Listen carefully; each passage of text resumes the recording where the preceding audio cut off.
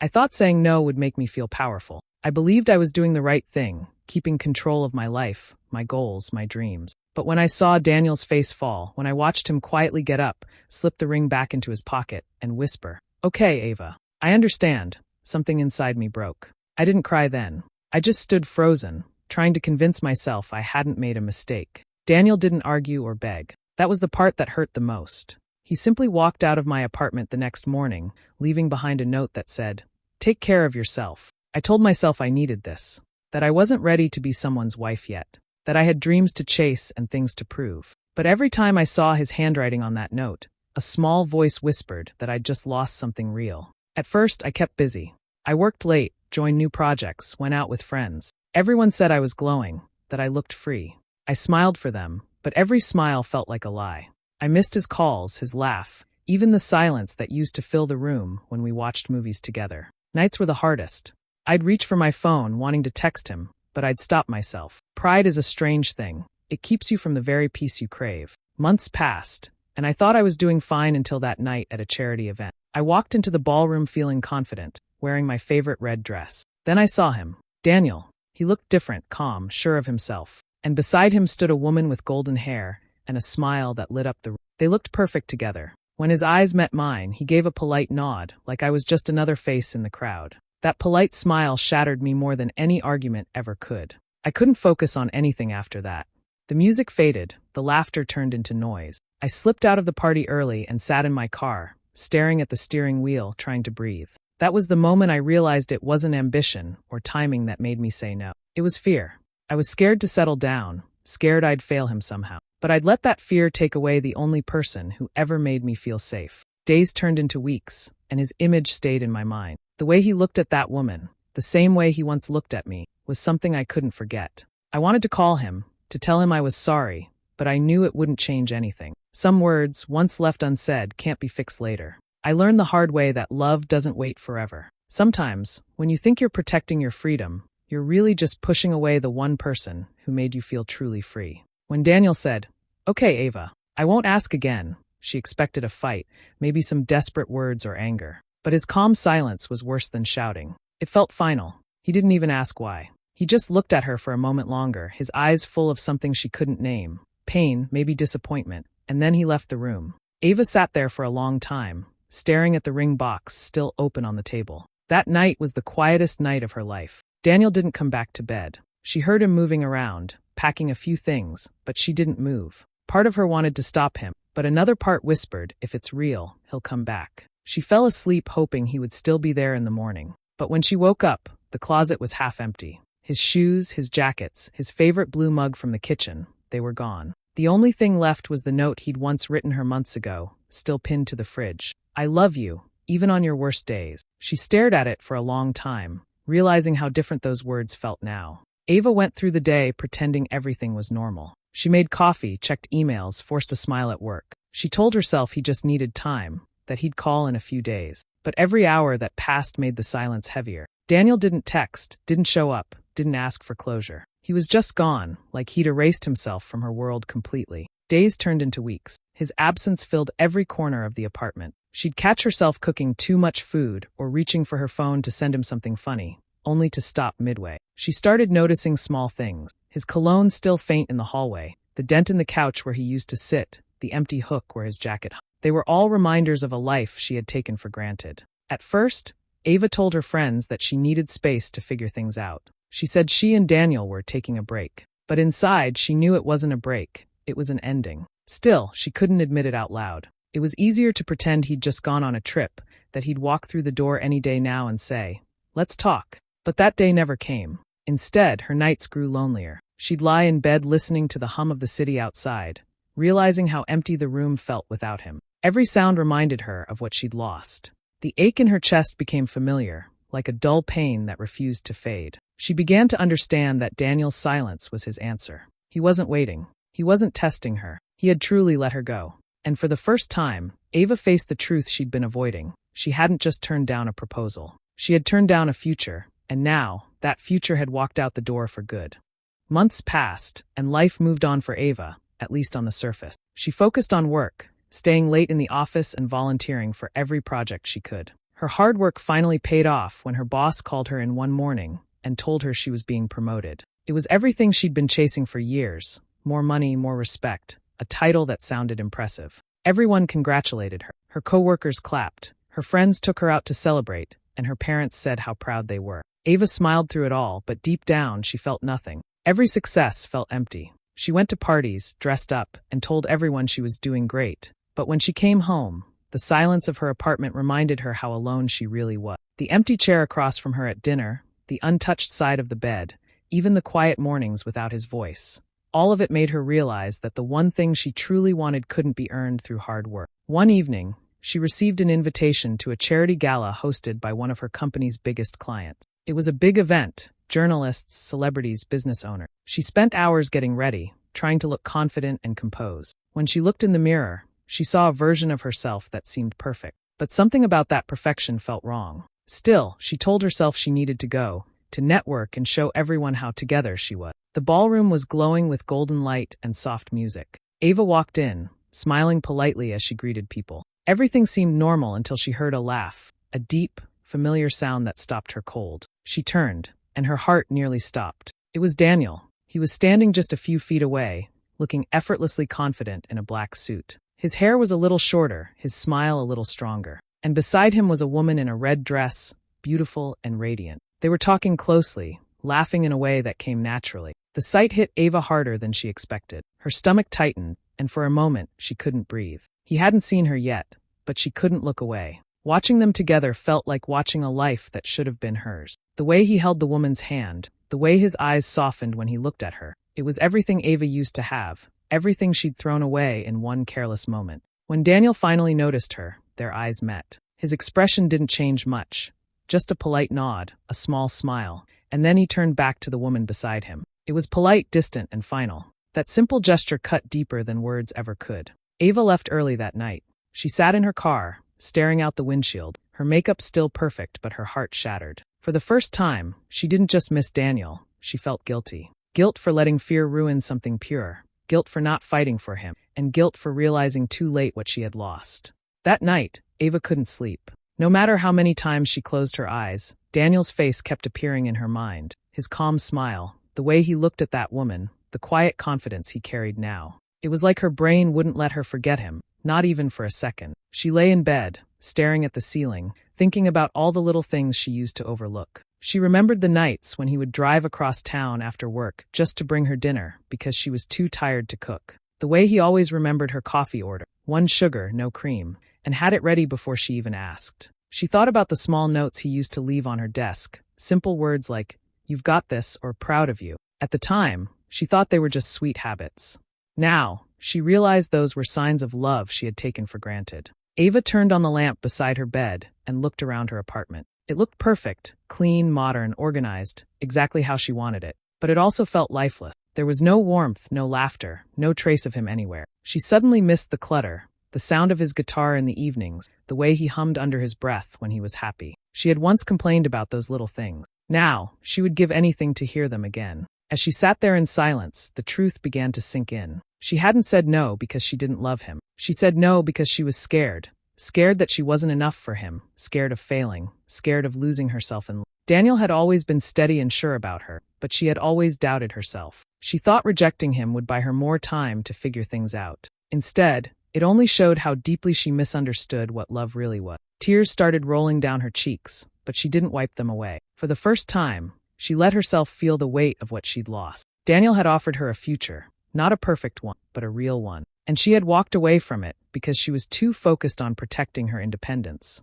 Now, all that independence felt meaningless without him. Ava picked up her phone and opened their old text messages. She scrolled through months of conversations, reading his words, the jokes, the plans they once made. Her chest tightened when she reached his last message, the night he proposed, a simple text that said, "No matter what you decide, I'll always wish you happiness." She hadn't replied. She just let it sit there, unread and unanswered. Now she finally understood. He didn't leave because she rejected him. He left because he knew she wasn't ready to love him the way he deserved. And now he belonged to someone else, someone who didn't hesitate, someone who wasn't afraid. As the morning light crept through her window, Ava realized something she couldn't ignore anymore. Sometimes the scariest thing isn't losing someone, it's realizing you were the reason they left.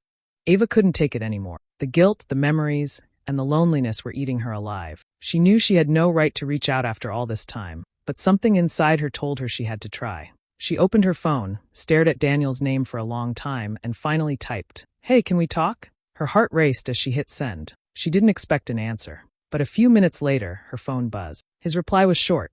"Coffee tomorrow." That one word, sure, felt both hopeful and cold at the same time. Still, it was enough to make her feel a spark of life again. She spent the whole night thinking about what she would say, rehearsing how she'd apologize, how she'd tell him she finally understood everything. The next morning, Ava arrived early at the cafe where they used to meet. She chose the corner table by the window, the same one where they once spent hours talking about everything from movies to their future. Her hands wouldn't stop shaking. She kept glancing at the door until he finally walked in. Daniel looked different, more confident, more grounded. He wasn't the same man who had walked away broken months ago. He smiled politely when he saw her, but it wasn't the warm, familiar smile she remembered. It was the kind of smile you give a stranger you once knew. "Hey," she said softly. "Hey, Ava," he replied, sitting down across from her. The silence between them was heavy. She wanted to reach out to bridge the gap, but she didn't know how. So she started with small talk, asking about his work, his family, anything to make it feel normal again. He answered kindly, but his tone stayed distant. There was no bitterness in his voice, just calm detachment, like he had already made peace with everything. When she asked how he'd been, he told her about his new business. He had started a small design company, something he'd always dreamed about. His face lit up when he talked about it, and she could see he was genuinely happy. Then, without hesitation, he mentioned her, the woman from the gala. "Her name's Claire," he said. "She's been really supportive. We've been together for a while now." Ava felt her chest tighten. She forced a smile and said, "I'm really happy for you." But inside, it felt like something cracked open. She wanted to say more, to tell him that she missed him, that she regretted everything, but she couldn't. He looked so peaceful, so content. It didn't feel right to disturb that. They talked a little longer, but the warmth they once shared was gone. When they finally stood up to leave, he gave her a quick hug, polite, distant final. She watched him walk away again, just like before, only this time she knew there would be no next chance. As she sat back down, tears filled her eyes. She had wanted closure, but what she got instead was the truth. Daniel had moved on. He had healed. And she was still standing in the same place, holding on to something that no longer existed. A few weeks passed after the coffee meeting, but Ava couldn't get Daniel out of her mind. Seeing him happy, seeing him move on, hurt in ways she couldn't explain. Still, she tried to accept it. She told herself that maybe it was for the best, that he deserved peace even if it wasn't with her. She tried to convince herself she was okay, until the truth came out and everything inside her shattered again. It happened one evening when Ava was out with a coworker for dinner. They were scrolling through social media when a picture flashed on the screen. It was Daniel and Claire, smiling together at a friend's wedding. Her coworker said, "Isn't that Claire Hamilton? I think you two went to college together, right?" Ava's heart dropped. She hadn't realized it before, but now that she looked closely, she saw it clearly. Daniel's girlfriend, the woman in the red dress, was Claire, her old friend from college. Memories of Claire rushed back immediately. They used to share everything, dreams, heartbreaks, secrets.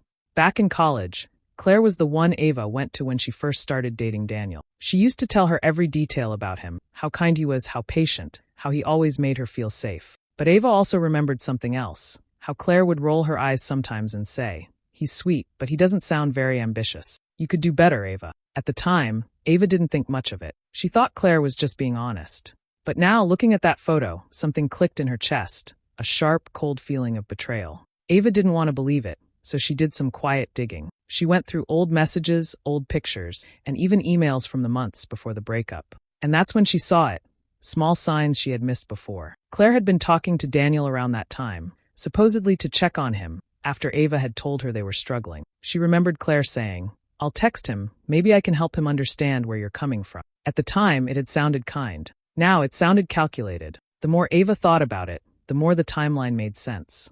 Claire had started showing up more often, offering advice, telling Ava that maybe she needed space from Daniel. She had pretended to care while slowly building her own connection with him behind Ava's back. It was like the air had been sucked out of the room. Ava sat alone that night, her phone still showing that smiling photo of Daniel and Claire. She couldn't even cry at first. She just stared at it, feeling hollow. It wasn't just losing Daniel anymore. It was realizing that someone she once trusted had helped take him away. When the tears finally came, they were heavy and bitter. Ava whispered to herself, "You warned me about him, and now you're with him." It was a quiet, painful truth that cut deeper than she thought possible. For the first time, Ava realized she wasn't just heartbroken, she'd been betrayed twice. Once by love, and once by friendship. And somehow, that second betrayal hurt even more.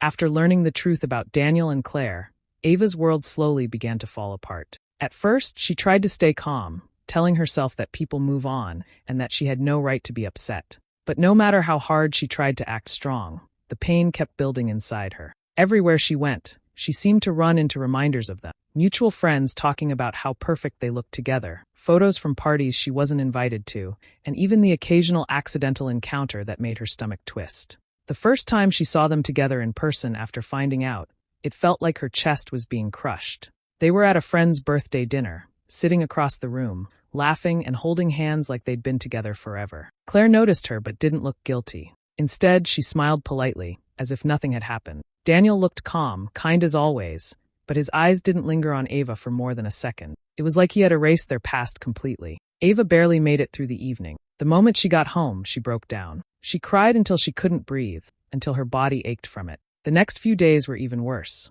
She couldn't focus at work, she avoided calls from friends, and she barely ate. At night, she'd lie in bed staring at the ceiling, wondering how everything had gone so wrong. She kept thinking about how Claire had once held her while she cried about Daniel, pretending to comfort her, even as she was taking her place. The thought made Ava sick. She started questioning everything about herself, her looks, her worth, her choices. She began to believe maybe Claire was right all along. Maybe Daniel had deserved someone better. The thought tore at her because deep down, she knew Daniel hadn't wanted better. He had wanted her. She was the one who pushed him away, and now he had found comfort in the one person she never imagined would betray her. Work became her only escape, but even there, she couldn't hide her emotions. She would sit at her desk pretending to focus, her eyes red and tired from crying the night before. Her coworkers noticed, but she brushed it off, saying she just hadn't been sleeping well. That part wasn't a lie. She hadn't slept properly in weeks.